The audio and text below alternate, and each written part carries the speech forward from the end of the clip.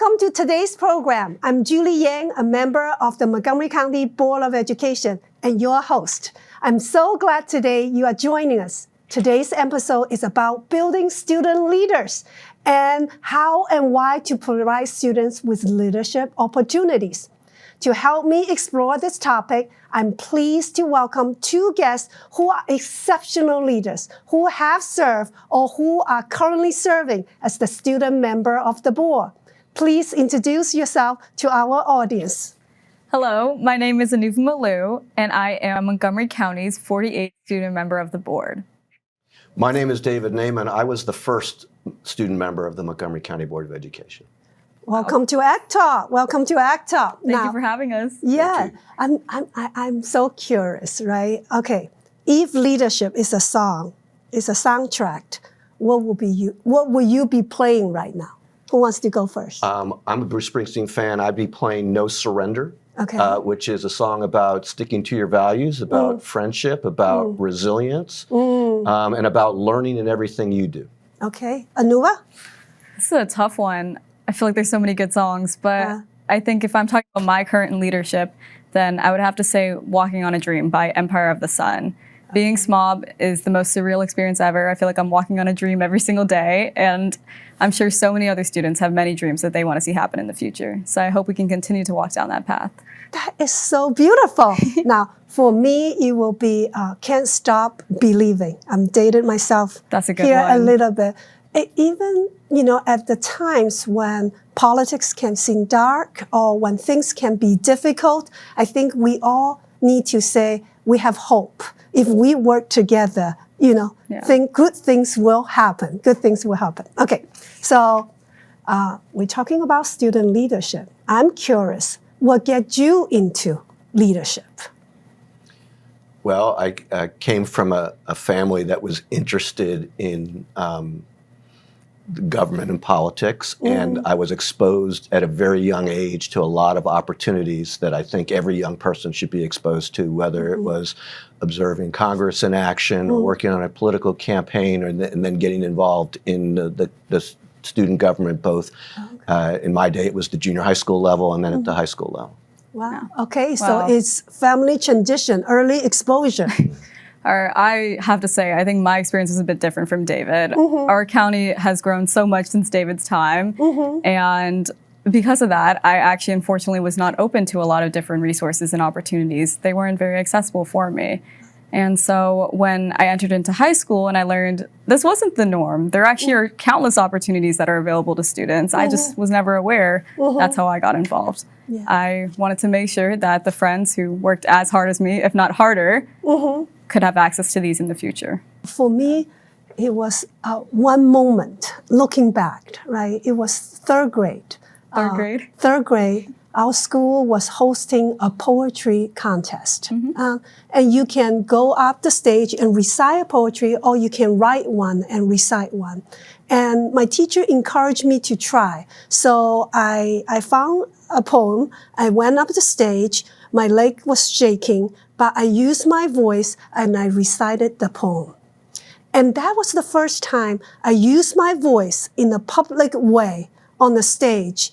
And I think I shocked myself to say, hey, when I say something, people listened, and it was very empowering for me as a shy girl, third grade student. And I think that ignites something in me about how do I make connection with people? How do I speak up? How do I use my voice so that I can connect with others? So that was a moment that got me on this journey. All right, so you both have been smart, okay, current one and our first one. What are some impact you think SMOB can have on our school system and on the student population? And what is one thing that you are really proud and glad that you did or you are doing? Well, I'm proud that we have the 48th student member of the board. I had to make sure that there was a second one. And look at how far we've come. Exactly. I mean, getting the position established on the right foot was really very much part of what I was doing, including making sure that I had all the rights and privileges, making sure that student voices were heard on things that affected students, and so that both the MCPS staff and the board could, hear what was really happening in the schools. Right. Yeah. And I think you did something right because we are on the 48th. I was about to say, I mean, there's no way we'd be here today without all of David's work and all of the past SMOBs before me. So I'm incredibly honored to be in this position, and I hope it continues on for many years to come. Right. With that being said, I think that the best part about being SMOB is the students that you get to inspire. I visit schools constantly, ages 11 to 70 I work with every single day. And when I get to see little 11-year-olds come up to me and tell me, I want to be the SMOB in the future. That's such an inspiring thing to know, that they know about politics, they know about our Board of Education and what it is, and they actively aspire to be on it too. The direct election had a lot to do with that, I think. Yeah? We didn't have a direct election until I think roughly the fourth student, but that means that now for 40 plus years, students have gotten used to the idea that they have a say, they all get to vote, they all know about the SMOB. And it's amazing. It's the training of democracy, how to participate, right? It really tee them up right when they become 18 and vote in our elections, in the whole society. Except that the student turnout is higher.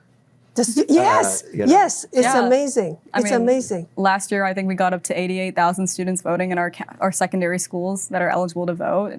Amazing to see the progression of how it's become. Because we actually designate a time and we go to them. And so it's available and accessible.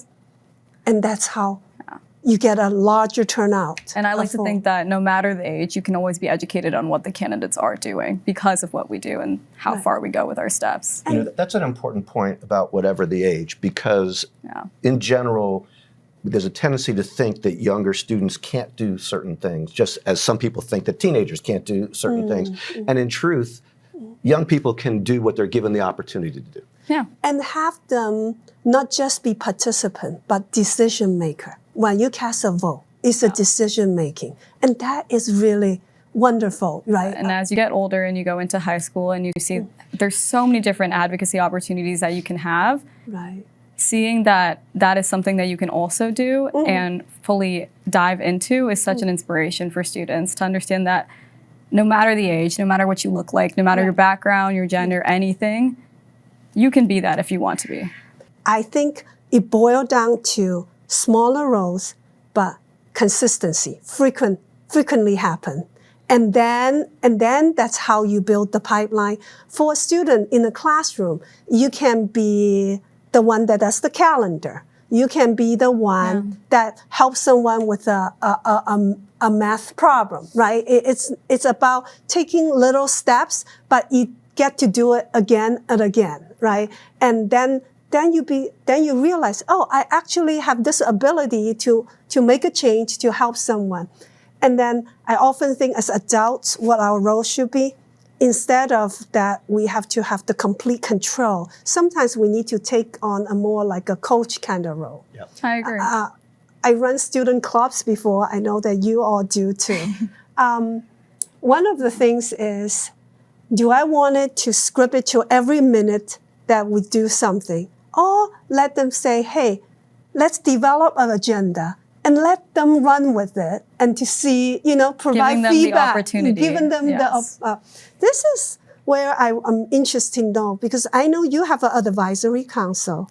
And I know that you also do something, because serving on the board of election, you do something with our students too. Indeed. So I'm the president of the Board of Elections of Montgomery County, and we have a number of opportunities for students. And as you said, leadership can be shown in lots of different ways. Right. One of the ways that we involve students is that students from 6th grade on can be part of a program called Future Vote, and we get volunteers who work in the election process, sometimes at the polls and in a variety of capacities. It's a minimum of $250 per day. Uniformly, what I hear from Democrats and Republicans and independents is that our youngest judges, the 16 and 17-year-olds, are among the most dedicated and the most careful and the ones who are really doing the job.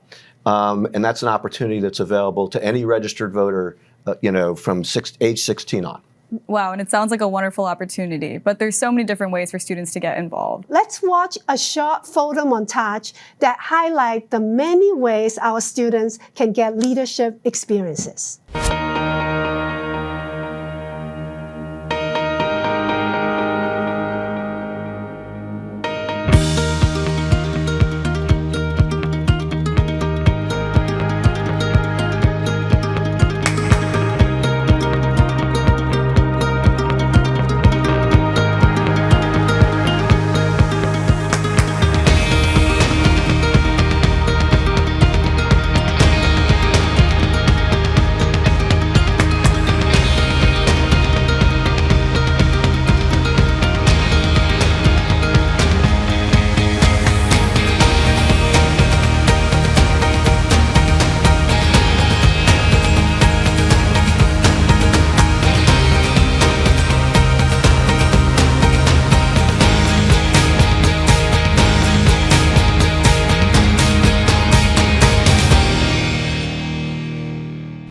That was a nice video. What were some things that you saw there?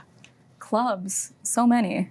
Lots of sports opportunities. Yeah. Internships. Internships and students helping other students. Even just communicating on a daily basis. Right. Some students helping others to register to vote. Yeah, and arts. People were dancing, singing, and so actually it's like all around us. Opportunities are all around us, right? And students should just seek out opportunities. Hi, Anuva. You have a student advisory council. Tell us, what does those students do and how do students get involved? Of course, I'd love to. So over the last few years, the SMOB has been able to create a SMOB advisory council so that students can advise the SMOB on what their issues are throughout the county. I'm lucky enough to have had 600 applicants, so we have 600 general members, around 200 attending every single meeting that happens once a month. And in there, we have multiple different departments pertaining to issues on mental health, school safety, even sports. And speaking about sports, I actually was a student athlete myself all throughout my childhood. I swam and then I ran track and cross country in school, which also helped me further develop my leadership skills and even those avenues. There's so many different things. That too, really important. There's so many different opportunities for students to develop whatever skills they want to, and especially leadership in any role. It sounds like your advisory council, whatever topic the student is passionate about, they can probably find peers and do some work in that area to improve the operation and you build a community of students who hear you, who listen to you, and best of all, you create actual meaningful change right then and there just by being there and sharing your perspective. I love the word that she used, community.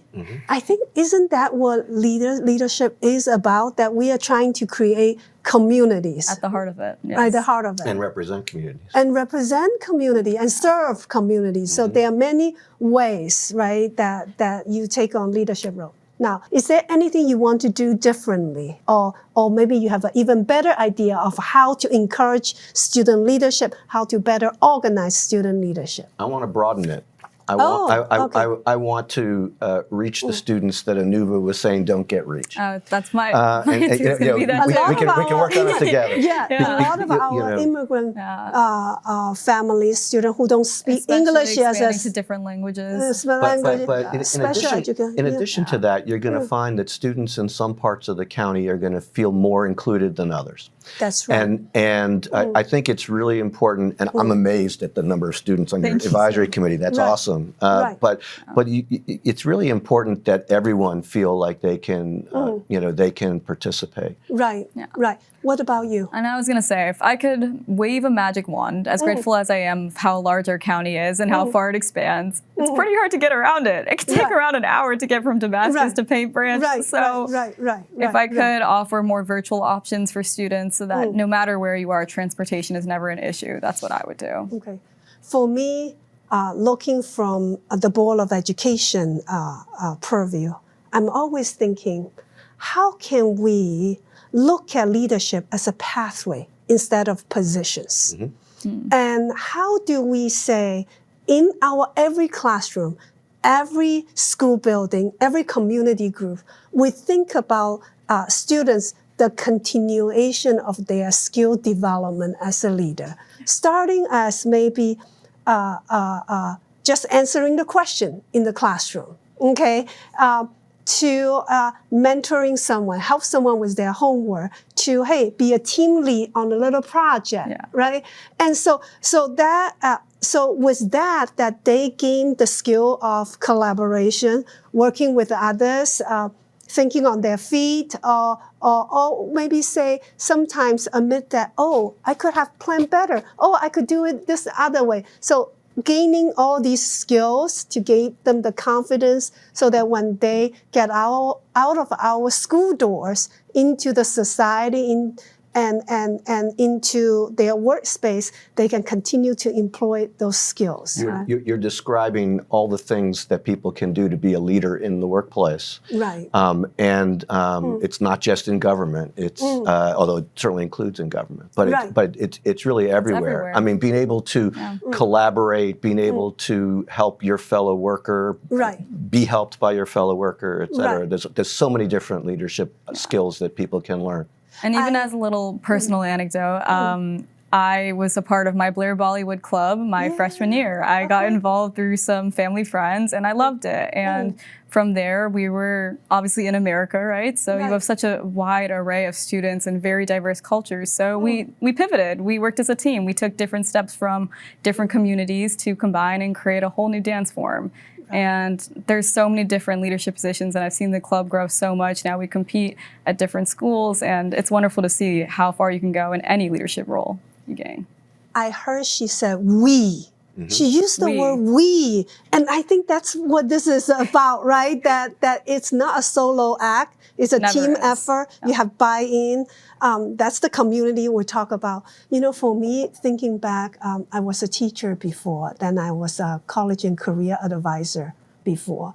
You know, the simple role of calling a parent on the phone or connect a family to a social service. I think those were the little things that prepare me to be a servant leader, to understand what it takes to serve others. And now I look at it at a bigger scale, but those were the moments I think that prepare me. And it helped you gain so much experience through in the process. I can't even imagine.